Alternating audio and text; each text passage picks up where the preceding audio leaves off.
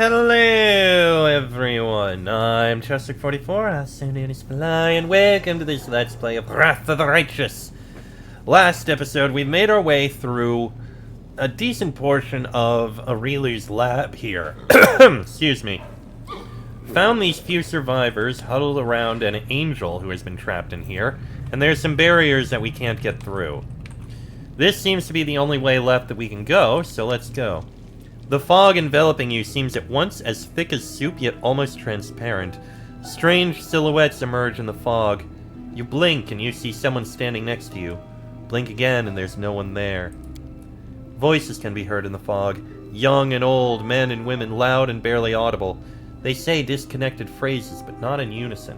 One voice may start a word, then another voice finishes it. Closer, closer, come this way. With us you won't be alone. Why aren't you coming? Why can't we see you? Who are you? Who are you? Who are you? Silence stretches out for a few moments. Who are we?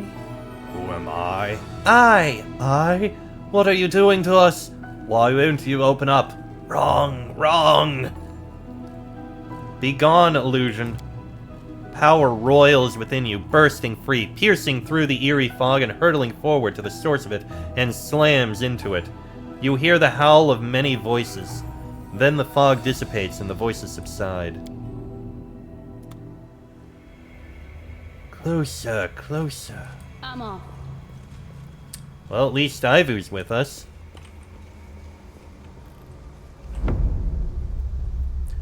Brother, is it going to be much longer? It feels like my whole body's asleep.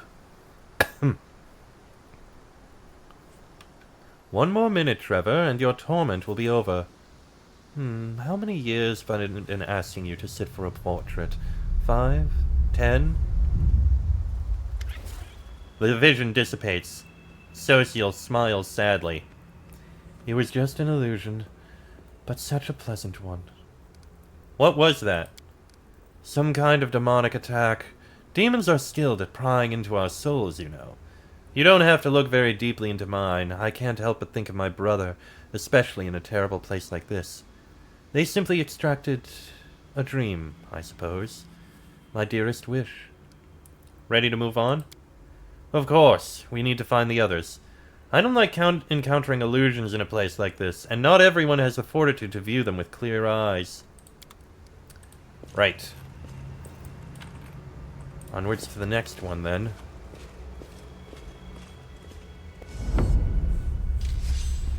Selah, how many times do I have to tell you? Slow down! With you, it's always act first, think later. I'm not doing it on purpose, Asemi, I swear. I know you're not doing it on purpose, I know. So now, let's try that move again. Selah's dark eyes are filled with tears. She blinks them away. Selah, are you alright? Everything was different for a moment. My life was different.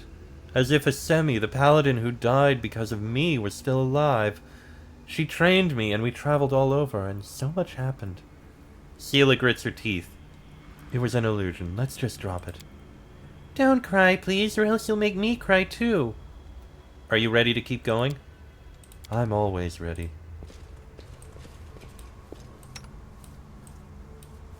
I'm sure the horse will show up once we get out of here. Come this way. With me, we won't be alone. Yeah, the horse will show up later.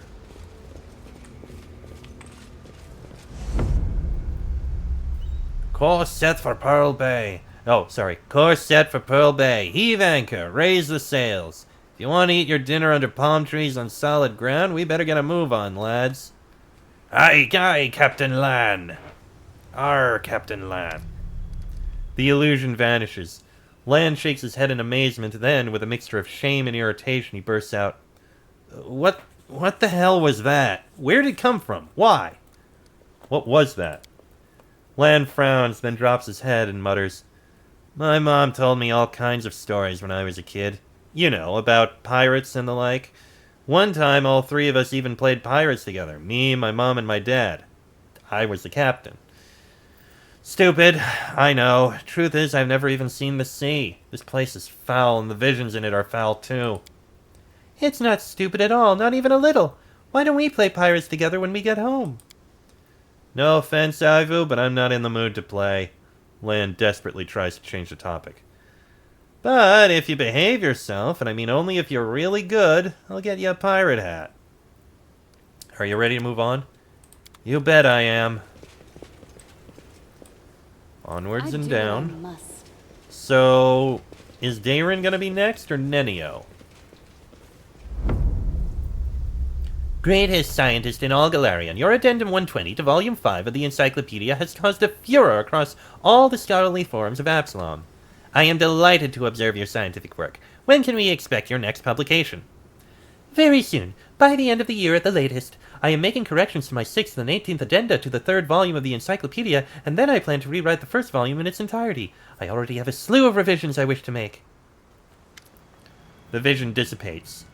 Hey, wait! Mr. Journalist, where'd you go? My corrections! To the articles, and the addenda, and the paragraphs. Well, in your vision, it seems that your work on the encyclopedia goes on forever. What a preposterous notion! And it's not even true! I'm writing the encyclopedia for all of Galarian, for the students who will follow in my footsteps, for the professors who have limited opportunities to conduct their own experiments. I simply must finish it and get it published. Tinkering with it forever, adding more and more, that would be purest vanity. I'm not like that at all. Are you ready to move on? Yes, just a moment. I need to get rid of this ridiculous memory. She wrinkles her nose, rubs her hands over her forehead, and loudly exhales. Done. I'm ready to go. Come to think of it, what am I doing in here? Ah, yes, I'm following the girl. Right. And down here. Time for Dayron. Your eyes, Phalai. I always see a light in them. Is that inner strength, or perhaps the spark of your soul? Share this with me. I want to possess you, to own you. The vision fades to black, and Arushale covers her face in horror. Oh, right, it was Aru, not Dayron. I forgot we don't have Dayron. No, I don't want that. I don't want to want that. Such interesting fantasies you have. Please don't. I know I'm a monster. I pray that I can keep myself in check. It's just this place. It would wake the demon in anyone, even a mortal. Please don't be sad. Maybe I am a scary, horrible dragon, but I'm not a monster. You're not a monster either. Arushale musters a weak smile. Thank you, Ivu. You're so sweet.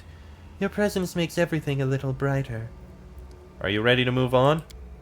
Yes, I'm almost certain that a demon is creating these illusions. A very strange and powerful demon. We have to find them. That's the idea. Alright, to the heart of the laboratory then. Oh wait, horse is here, horse is here! You, get on the horse! Thank you. Now down to the heart of the laboratory. Enemies in my home. I won't let you pass the threshold. My queen, I shall save you from this beast. The prey has fallen right into my lap. If I kill you, my name will be on everyone's lips. Parry, Demodan, Kalavicus, Half-Fiend, Guardian, Minotaur. You know what? Kill you first before you get haste out. There you go. Now the Demodan. And now kill the Minotaur. There you go. Beneath the top layer of the quivering red mass, you can make out the features of various demons. An eyeless Lilitu opens its mouth in a silent scream. A Painagi wriggles its multi-jointed limbs, broken tails, and wings trembling. All of it is connected, fused into a single whole, and this whole twitches convulsively as you approach. You hear voices, the same ones that called out to you in the fog. I wane. I dwindle. I gasp for breath. What are you? No, nothing. You killed. Ruined. But you... What are you? The voices are unleashed in a drawn-out shriek like a death cry. We will destroy you. Now you can be at peace. The voices in your head subside. The unpleasant sensation of an alien presence also disappears. Yeesh, what the hell was that thing?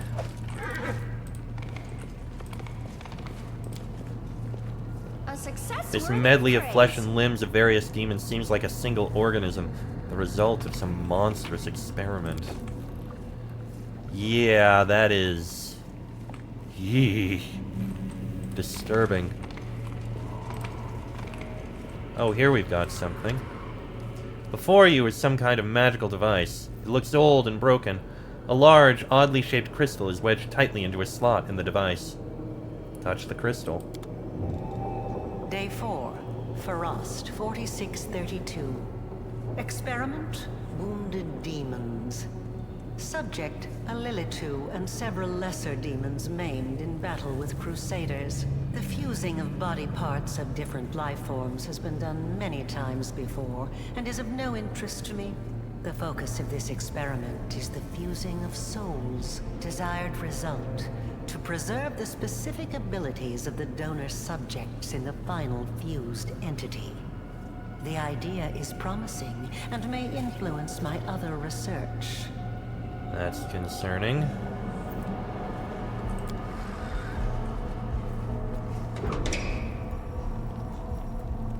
Hmm? Oh no, stupid Suture. He forgot, he clean forgot. We have abyss barriers in this place. Demons can cross them, but others can't. Clever. But you can get through if you have the key. Here, take it. Why would you just give me the key?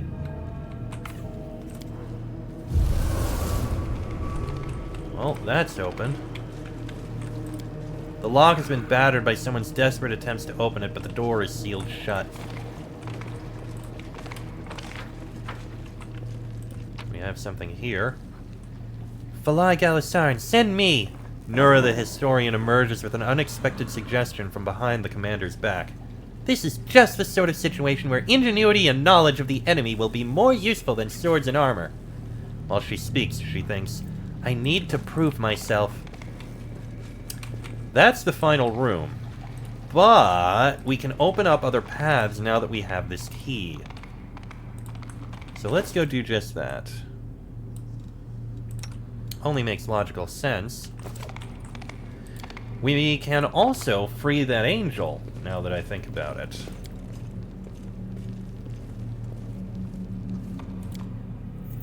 So let's do that as well.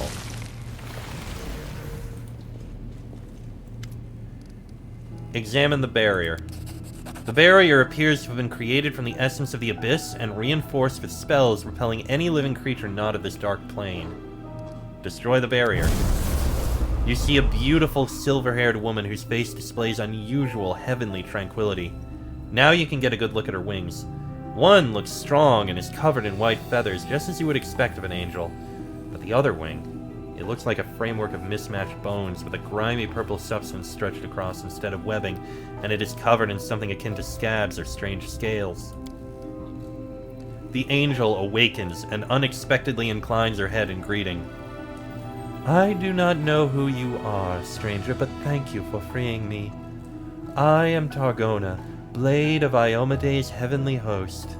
My captivity, though I was ignorant of it, lasted so long. How did you end up here? I was brought here from the brink of death. I had been fighting the Baylord Darazand alongside a troop of crusaders when we were struck by the Echo of Discari, a demon of terrifying power and cunning and an old enemy of mine. All my comrades perished, and the two demons set upon me like predators savaging a bird. The Echo ripped off my wing and left me to die among the bodies of those I failed to protect. And then she appeared, the architect of the World Wound. Sometimes I am amazed at the vast power, terrifying or benevolent, that can reside in a mortal. However, Aurilu is no longer mortal. She brought me here. She treated me as much as she could, or as much as she deemed necessary. I can hardly remember those first days in the laboratory. Pain, strange magic, purple flames flickering around me. Aurilu spent hours casting spells over me. I was chained the whole time, though I was too weak to fight or flee. There was nothing else for me to do but to talk to her, and to try to glimpse inside that black soul. I don't know what I hope to find in there. Perhaps the smallest glimmer of light, hope that all this could be remedied. All I saw was twilight, a veil of arrogance and secrets that Arilu used to keep herself separate from the world. Her thoughts were occupied by some grand experiment. I was of little interest by comparison. When she had finished her work, she put me into a deep sleep. A healing sleep, she said. It was necessary to allow my new, abominable wing to settle in. I have been in that sleep until now. What grand experiment was Arilu planning when she captured you? She wanted to perfect her accursed wound. The second opening, as she called it. The rift was to be larger and more stable, opening a road to Golarion from new abyssal realms. What shocked me was that she talked about the disastrous consequences of her plan with total equanimity, as though they were minor details that were but a distraction from the experiment itself. I also know that her experiment required a mortal soul, perhaps as a sacrifice in some dark rite that would siphon the mortal's life force and use it for perverse ends. I heard, or rather pieced together from what I overheard, that the soul belonged to a child. Arilu, like many demons and demonic spellcasters, has the ability to wrest souls from their bodies and contain them in special vessels. The vessel containing that soul was delivered to the laboratory soon after I was brought here. Arilu was unusually distressed that day. She talked to me more than usual. That's when I learned the details of her plan. I was aghast when I realized she was discussing the soul of a child, a soul which she likely wished to sacrifice. I cannot describe the horror I felt. That's very worrying that she intends to make the world wound bigger. What's wrong with your wing? It is the work of Arilu. The wing is fully functional. Its creator isn't known as the architect for nothing. But it frightens me. There is more of the abyss in this wing than in the eyes of an enraged Baelor. My lady, I am but a humble cleric, and it is likely beyond my powers to heal the heinous injury that was done to you. But I cannot look at how they desecrated your perfect beauty and not say something. Please allow me to at least try to repair it. The angel only smiles sadly in response. You have a pure heart and good intentions, but what was done to me is beyond the power of even angels to undo. Baelors with the abyss in their eyes. Oh, how unscientific. I would have been pleased if she'd sent me anything at all. Finian's voice trembles. I'm sorry. I'm so sorry this happened to her. It's terrible. She should never have been... No living creature should ever be treated like that. Indeed, Finian. Why can't you get out of here or summon the warriors of heaven to help you? Even the goddess cannot hear me within these walls. This place, it belongs to the abyss, not the material plane. I could not call for help, only pray for a miracle. Perhaps your arrival is the answer to that prayer.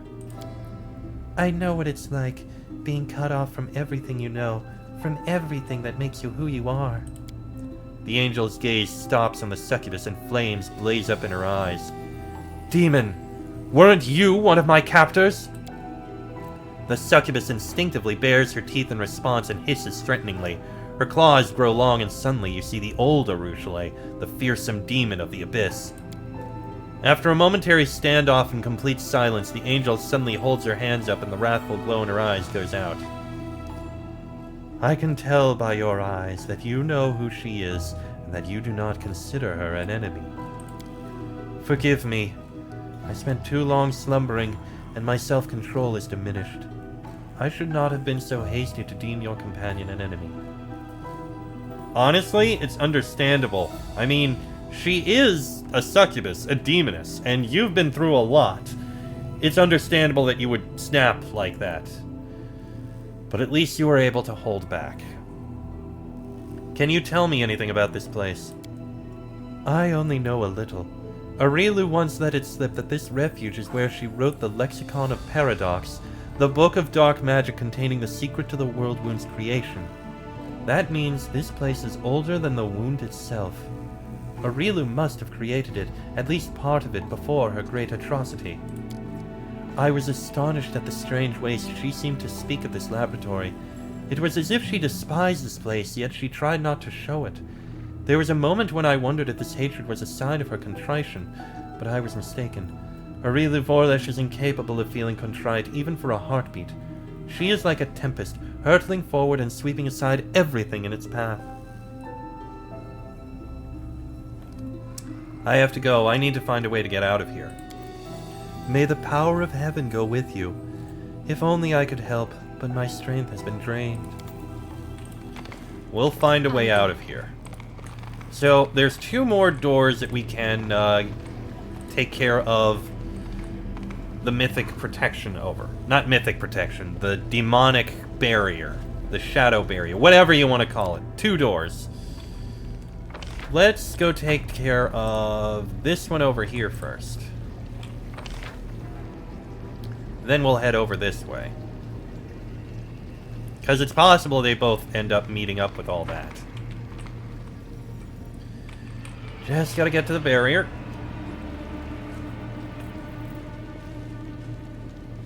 Almost.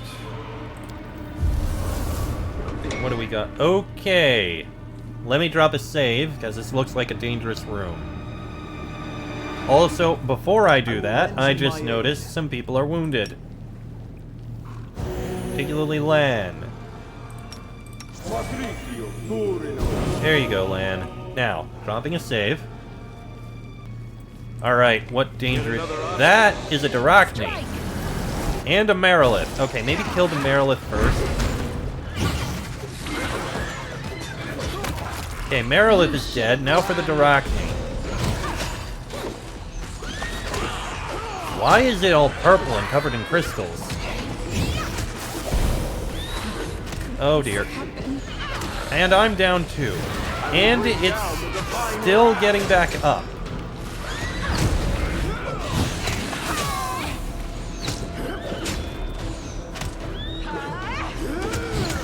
Almost. Okay.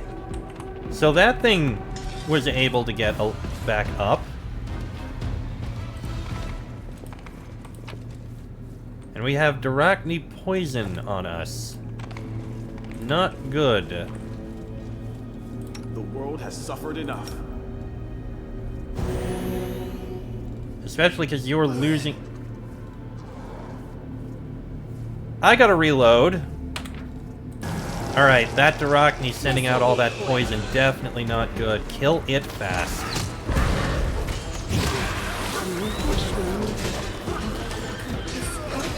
I'm already down.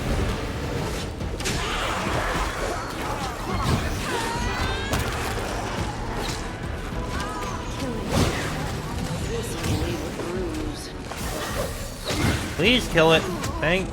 Nope. Okay, hold on again. With how dangerous these foes are, I think I'm gonna try and drop a few other spells. Protection from evil, communal. It's time to act. You. Ooh. Shield of Dawn would actually be useful, considering they tend to be going for you. I'm always open to You can toss out a Bless, and you can toss out a Haste. Alright, let's go in and kill that as quick as we can now.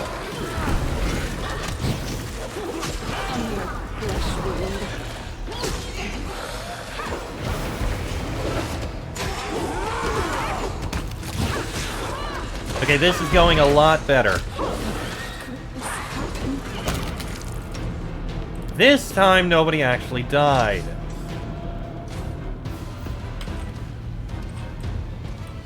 Good. That was very painful. You got a strength penalty. We can get rid of that. Or lesser restoration should work. Maybe 2. Okay, maybe a second. And then you'll drop down a couple channeling positive energy.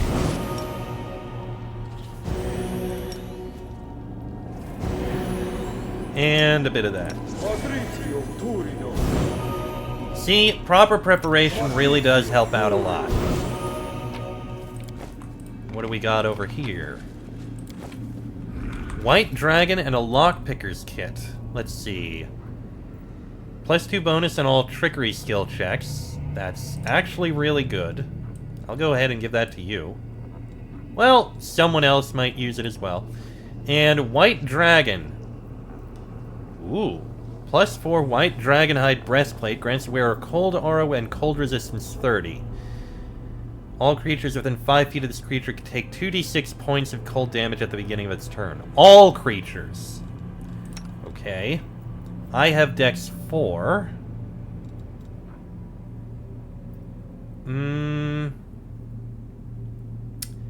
It would basically be the exact same, but I get more of an armor check penalty. So I'm not going to. You are heavy armor. You can't wear it. You wear heavy armor. You can't wear it. You need the Dex. You can't wear it. We'll hold on to it. Maybe someone else will have it. Now we've got this barrier over here to clear out.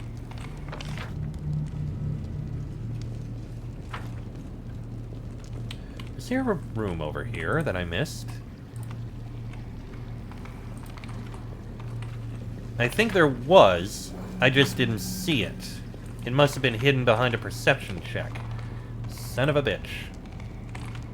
Alright, open up this door.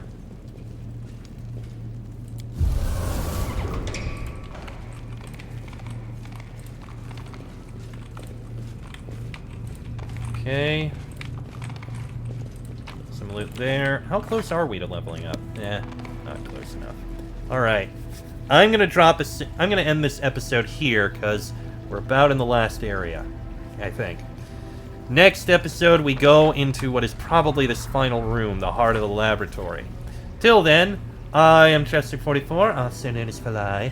That is me, Sela, Social, Lan, Arushale, and Nenio. This has been a Let's Play of Wrath of the Righteous, and I shall see you all next time.